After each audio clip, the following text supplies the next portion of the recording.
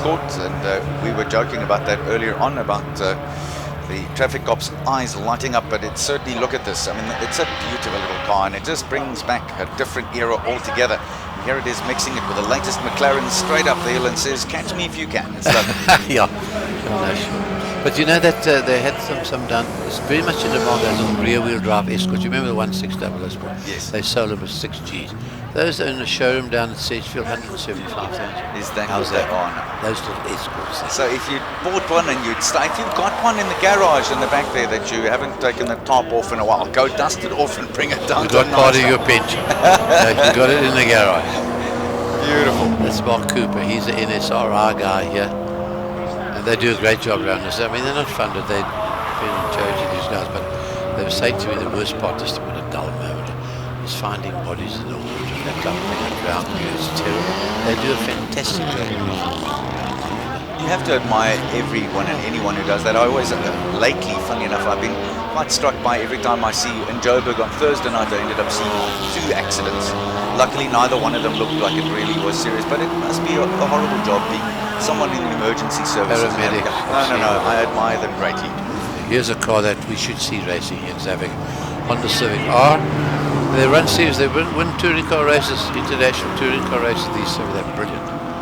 Bulletproof engines from Honda. These Japanese cars, they all perform. That's Ian Stevenson in that little Civic of his. It's a 2-litre 4-cylinder, 2017 model, and he's lashing it. He's giving it horns up the hill there. There's a legend, Willie Hepburn, 76 this July. He's been racing since 60s. This has got too much power. You can see it, and he has to work with this car. He really has to slap it down into shape and keep it there. But Willie's been racing since before the Dead Sea was ill. I mean, it's ridiculous. He's been there for forever and a day, and he's still as aggressive as ever. He is, same Willie. Not that tall. Look at this bumping along. Saying the bumps again. He's got too much power for this hill. You've got to have that balance. You know, we spoke about it. You've got to have a balance between the right amount of power. Don't come with 1,050 and then find you've got to fight it. You've got to be able to floor it and it just pulls you along. Don't get too ambitious, you know, that the car's out of control half the time because of straightening out the road. Now, Willie knows. No, and beautiful lines through there, wasn't it? It's almost like it was a straight line through there. There's a modern TT made about 16 years ago. Yep. Audi. Amazing, man. Still looking to it. Yeah, that you're quite right. That is a 2002 model. That's John Carlos de Silva. So I love the way that sits on the road. That's really squat on the road. They make wonderful cars, Audi. The coming up now, the top screen there. This one coming towards Ashley V8 Masters car, built by Owen Ashley. His son actually is driving Anthony. He's the driving instructor at the Nürburgring. But the Steve Kimpton comes up in this car. He comes from Tucson, Arizona. They're professional drivers in America. And they've been loaned these cars to Charles Arton and Brian Evans and that. And they're keeping this whole thing going. He made over 400 racing cars in Owen Ashley. 400. There's 22 of these. And they've got a series going in Cape Town. It was meant for the club to enjoy V8 racing. You know, and he's brilliant. He made a 4-wheel drive Toyota rally car, you know, for Surge, and they did everything. He died, but I mean, Owen done his workshop at Killarney. Amazing.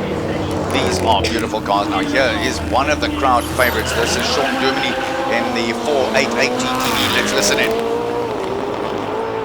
I've never seen this track before, that V8. He's the fastest man in the world. 4D, I'm sure I'm going to yes, this beautiful car. That is an absolutely awesome. Yeah, the handles the bump. Just smooth it. He probably thinks, what are they talking about bumps on this? I haven't felt the thing. This was Tuka Mechanicos, who yesterday had 1 or 2 problems with that Merc. He had to park it there on the side, but I think they sorted it out in the end very nicely. Thank you very much. I'm just very glad that I don't have to polish that thing. Yeah, that's a wrap, mate. Yeah. I always thought that perfect in Hollywood. But that's the fastest Merc you'll get in this country. That's AMG and the whole business in that car. Now, did you see the bouncing there? That suspension took a little bit of strain through there. So you've got to fight it there and try and find. And there's no way to go there. There's just the bumpy part. You've got to live with it. That's where they start straight. Right, inside left. Keep it full ball, no touching, brakes coming up here. Finish, come around the next left hand, and then the right hand is over. Now this car here pops its motor. It's been destroying eardrums at the circuit. It starts off and goes, bah! You can hear it all over the track. Well, I had a cup of coffee in my hand when it did it just now, and I've almost lost the whole lot all over me. Let's It was just see if we scary. hear it. Let's just, Here we go. This is Wade van Zoon from East London. And he'll come up there. That's this one. His father drives a similar car. It's Martin. He had racing before. And the noise of this exhaust is mind-boggling. Just listen to this. I hope he's going to pop it, because I'm convinced he will. Well, he'll definitely pop it in first and second, all the way up the hill from the start. Let's just stay here and listen to this lot, because it's scary. That is a traditional weapon. Honestly, that is a scary tradition. Look how the aerodynamics are held on by bars. You adjust them, fine adjusters, up and down, you know, to suck it down onto the road.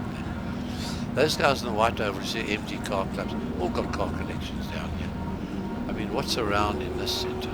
They've got museums and car, unbelievable. I believe the Jaguar Museum here in Neisner is breathtaking to look at. That's all happening in, and Sedgefield, by the way. Yeah, they've got them, listen, coasters just littered. Is that a good word? Littered with classic cars, yeah. Okay, let's see. They've got a problem. Let's stop. Anyway, there's a hill at Kurufai there. They're rebuilding a house on that hill. So there's the man who's fastest up. Hello. Look at that, Mr. Willie Hepburn. Welcome to the top again, sir. A normal position for you, isn't it? 42.658 seconds at the age of 75, you said, eh? Turning 76 in a few months' time. And Richard Roots, he's just put ears on him by more than 2 seconds. How's that? Isak Spies in third place. Davy Olivier is back there. He's 0.21 down. Yeah, and then Ernst de Pre in fifth place. That Merck Tucker Mechanicals also down in the low 40s. Now they're going well. Things are speeding up here. Definitely. Also the temperature, the ambient temperature will now be starting to make a difference. We're starting to edge up to midday, and here in this part of the world it's probably hottest at about 20 past 12, half past 12. And people then start looking for shade. Look, the body's out on the bank there. Yeah. But here's the other nice thing, Roger, and we haven't spoken about this enough, you and I. Here in the pits on the left-hand side, everyone and his dog can go in there. You can go, if you wanted to, if you had the courage, you could ask, could you mind if I sit in the car, just to have a feel for it? And most drivers and teams are happy.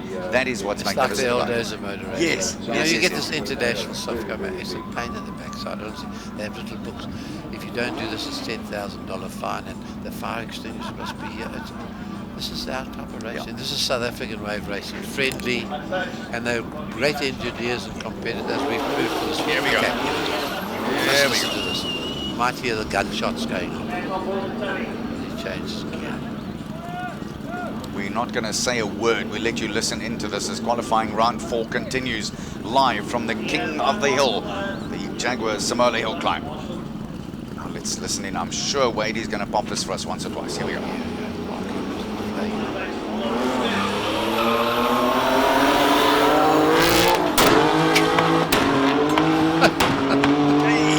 How is that? There's a couple of eardrums gone. And I've got to say it again, I said it yesterday, but we are about 50 yards away from the start line, and we can feel it through the shoe soles of our feet in this container that we're sitting in. The whole thing goes boom, like it's frightening. It really is awesome.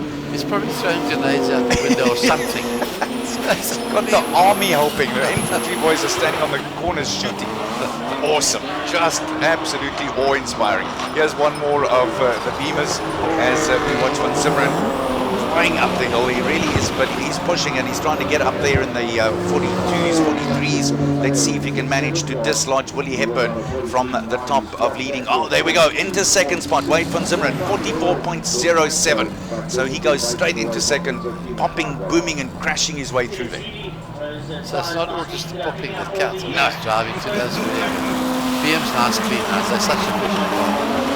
Now there's the new look of Toyota, except that's 16 years old. The MR2, you know, the president of Toyota says we've got to get a new exciting new challenge. I mean, and they are amongst the biggest single. They're fantastic. Here's the man who holds the lap record. It's either he or Darby Jabez from Cape Town. Hold the lap record. 109 at the line. that's Charles Hubert, and this is also, I love how clean this car is. There's so little marketing value on there. He's just left it as it is, and Charles Hubert with that Lotus Honda is the 3.5 litre. He's been quick. He's been very, very quick up the hill. I can guarantee you now he's going to be up there in the top 5 at the end of this run. He's Jeff Mortimer. Here's another one of the all-time classics. Just a man who's done it all. And a winner. Yeah. Here before.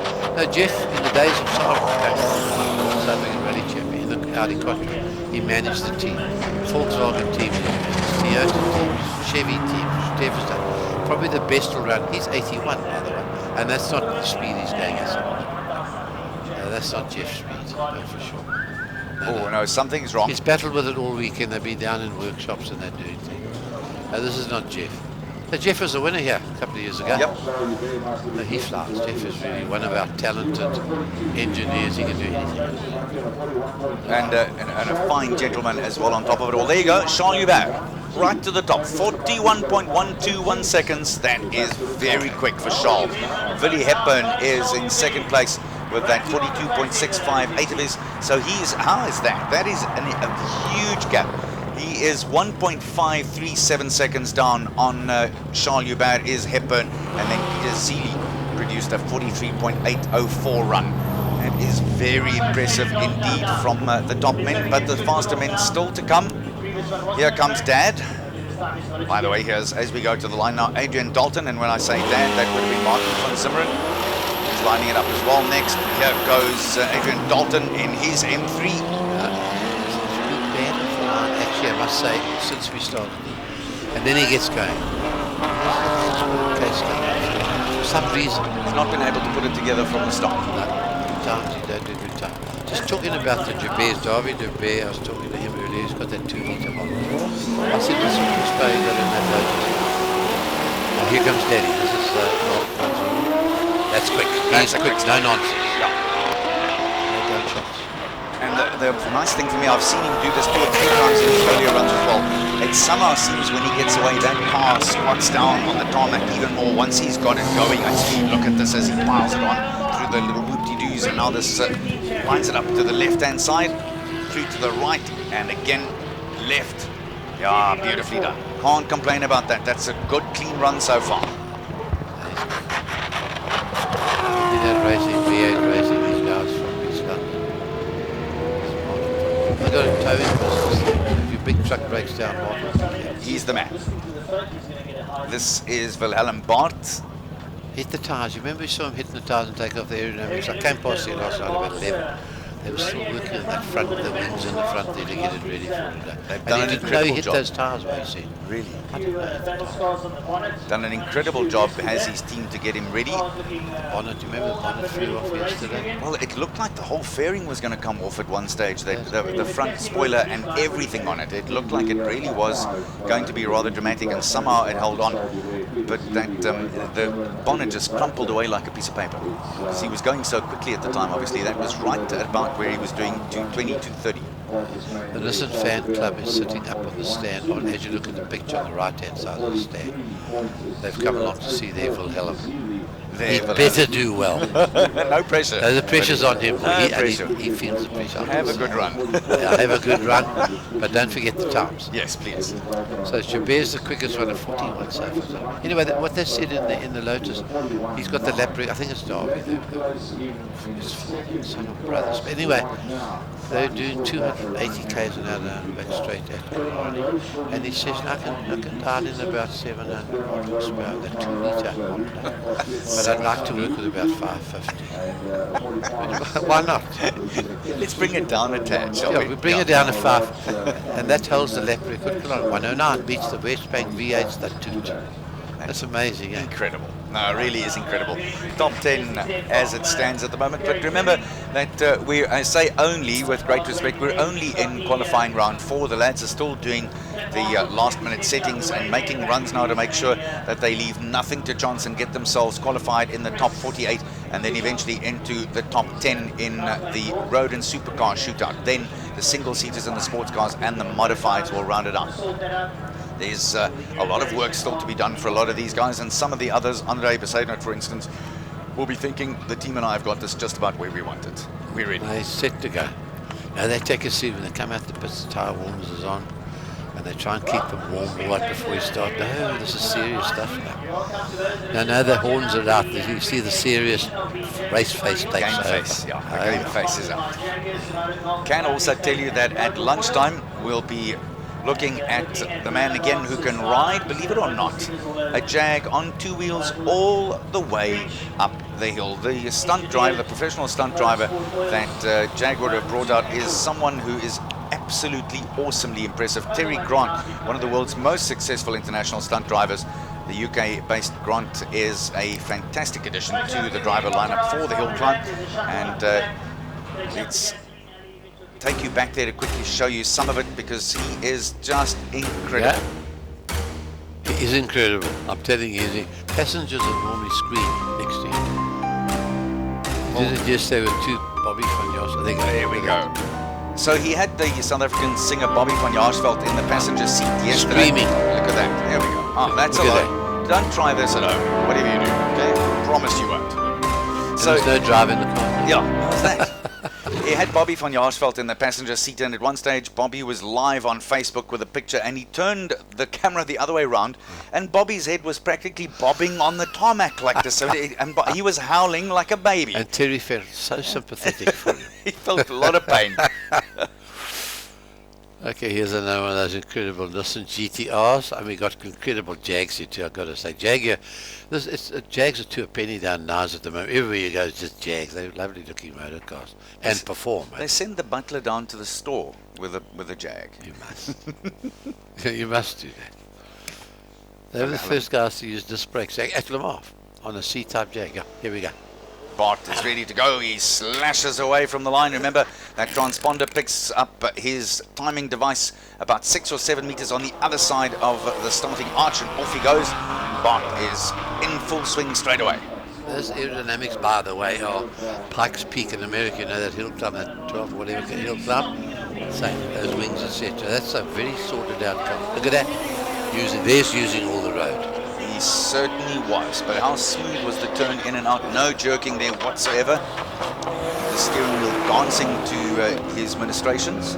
Starting to drift. You reckon the back gets a bit loose? I don't know what to do about it. Here's another one. Same team.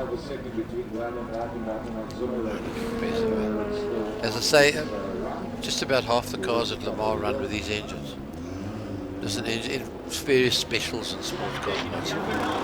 Hendrik Swiers is the next one up, and here's another car that is just so impressive sounding and looking as well at the same time. So Willem Bart, whoa, look at that, 40.090 into the top spot. And Swiers as well into 4th place with his clocking of 42.0. Boys are hotting up. It is really getting warm down here in Iceland, and I'm not talking about the ambient temperature. Did you? Still feeling bumpy here. And Wilhelm says his car's loose in the back. These others don't seem to be. That's 16. That's Quincy Sale in his GTR. Sale ended up in the 6th spot.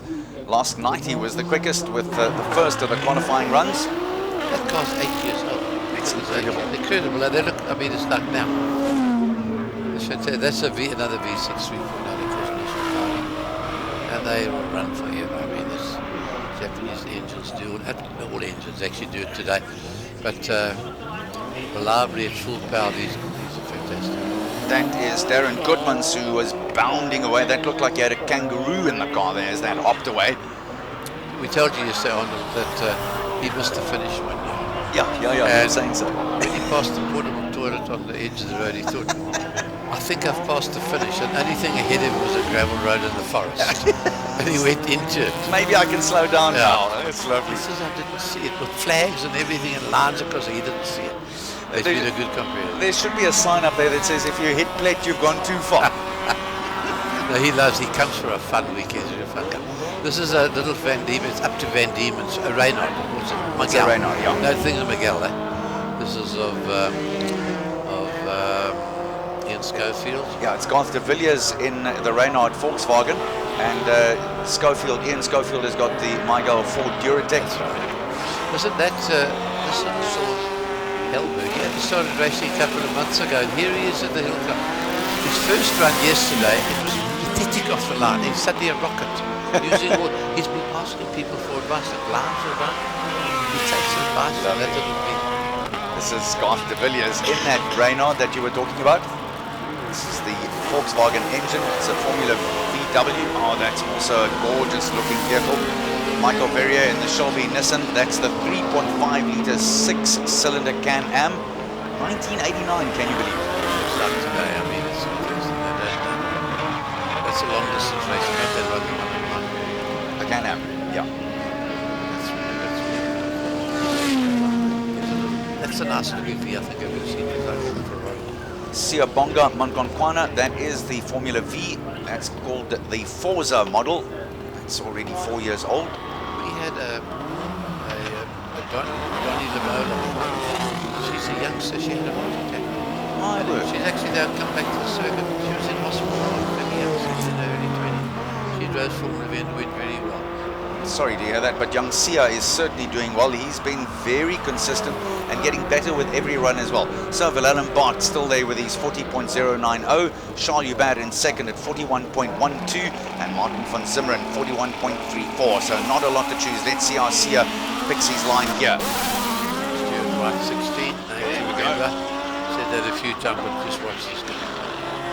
I really like how he goes about his business. He's one more of the drivers that looks to me like he coaxes the best out of the car. One of those smooth guys. They make it look easy. Yeah, they do, and he's very good.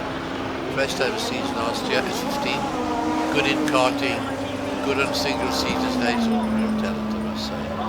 Fought with the car there just a little. Here's Robert Vogt, and listen to this A1 GP Ferrari.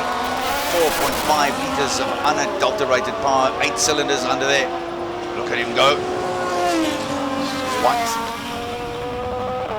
He's going. Robert Vogt is a little star. He's a champion, South African champion. He's another East London driver.